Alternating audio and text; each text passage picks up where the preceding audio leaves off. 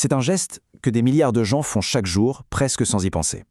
Mais voilà, derrière ce simple massage, il y a toute une histoire, une science même, qui est absolument fascinante. Alors aujourd'hui, on va décortiquer ça ensemble. On va voir comment ce réflexe, un réflexe universel, est devenu l'une des plus vieilles et des plus pertinentes formes de thérapie. Alors pourquoi ce réflexe? D'où ça vient? Eh bien la réponse, elle est assez fascinante. Avant même que notre cerveau ait le temps de dire aïe, le corps, lui, il réagit déjà. C'est cet instinct pur, ce langage universel pour s'auto-soulager, qui est vraiment le point de départ de toute l'histoire du massage. Allez, on plonge dans le passé. Comment est-ce qu'on est passé de cette impulsion toute simple, ce besoin de toucher pour guérir, à une véritable discipline médicale formalisée au fil des millénaires? Voilà, tout part de là. C'est aussi simple que ça. Bien avant qu'il y ait des manuels, des techniques super complexes, il y avait cette vérité presque inscrite dans notre biologie, le contact physique. Le toucher, ça apaise la douleur. C'est une réponse tellement fondamentale qu'elle a littéralement traversé les âges. Et c'est là qu'on voit comment cet instinct a été structuré, organisé. Ça commence en Chine ancienne, avec de la gymnastique médicale, où on combinait déjà posture et respiration pour soigner. Puis hop, on passe aux Grecs, qui en ont fait un véritable art pour les athlètes, les soldats. Rome a suivi le mouvement, bien sûr. Bon, après il y a eu une période un peu plus calme au Moyen-Âge, mais l'intérêt scientifique a fini par ressurgir en force au XVIIIe siècle, pour nous amener petit à petit à la professionnalisation qu'on connaît aujourd'hui. Franchement, cette citation d'Hippocrate, elle est incroyable, non? Ça nous montre qu'il y a 2400 ans, on ne se contentait pas de frotter là où ça fait mal. Non, non. Les médecins de l'époque utilisaient déjà le toucher comme un véritable instrument de précision. Ils appliquaient différentes pressions pour obtenir des effets physiologiques très très spécifiques. C'est fou quand on y pense. Ok, on a vu l'histoire, maintenant passons à la science. Qu'est-ce qui fait la différence entre un simple contact, une tape sur l'épaule, et un véritable toucher thérapeutique? Eh bien, tout est une question d'intention, de science et d'éthique. Le point crucial, vraiment, c'est cette différence de contexte et d'intention.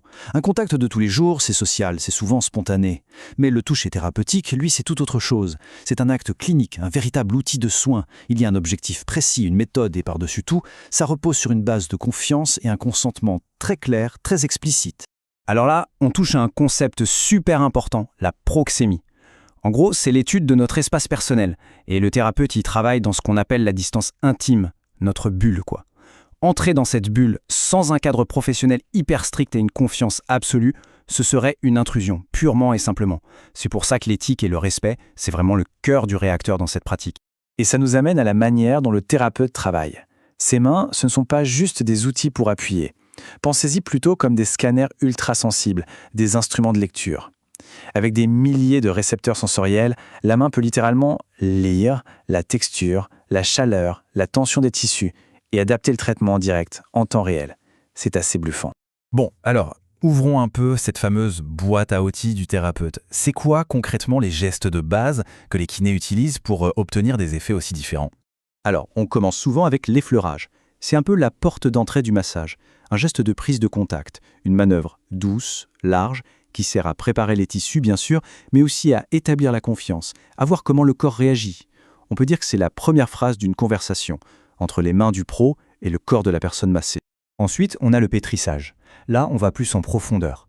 L'image est classique, mais elle est parfaite. Imaginez un boulanger qui pétrit sa pâte. L'idée, c'est ça. Mobiliser les muscles, les faire bouger les uns par rapport aux autres, aider à drainer les toxines. Et ce qui est génial, c'est que selon le rythme, ça peut soit tonifier un muscle avant un effort, soit au contraire détendre une grosse contracture. Et puis, il y a la friction. Alors là, attention, c'est presque un geste chirurgical.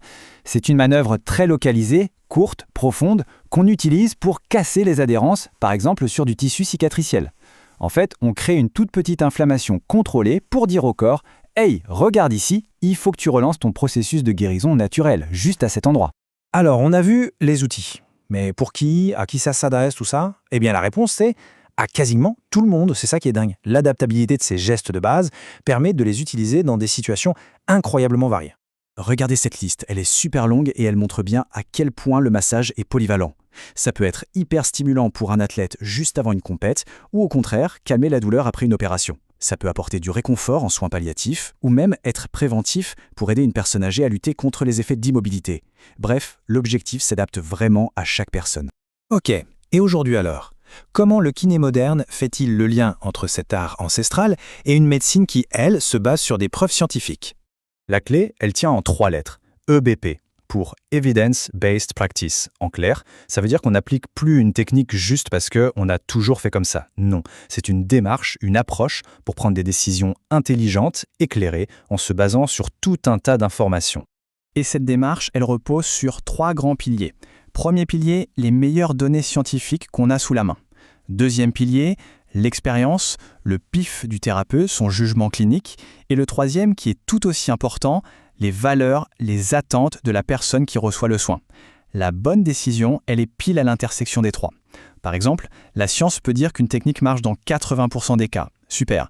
Mais l'expérience du kiné va l'aider à savoir si c'est bon pour cette personne en particulier.